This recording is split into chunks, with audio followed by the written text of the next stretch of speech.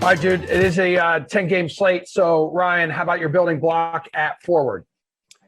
Yeah, I really like what I saw out of Jaylen Brown last night. 8,500. I think he only went up in price by $100 from last night. And tonight, there's still no Kemba, and Tatum is questionable versus Charlotte team. Now, they did play horribly. Scalabrine said it was their worst loss of the season. Yeah. To an Oklahoma City team who is struggling to be an NBA team this year. But last night, Jaylen Brown, 67.3 fantasy points.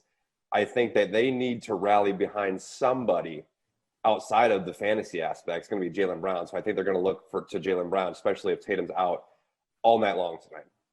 Going to have to lean on the only active Hall of Famer in the NBA right now, too, Peyton Pritchard, dude. Nick, what do you got? Building block it forward.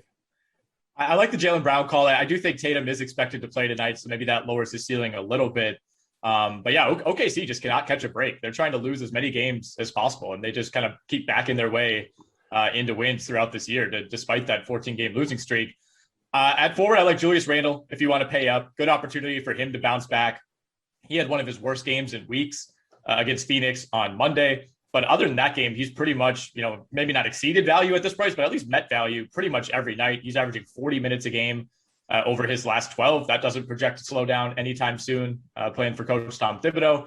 Bradley Beal, forward eligible on DraftKings.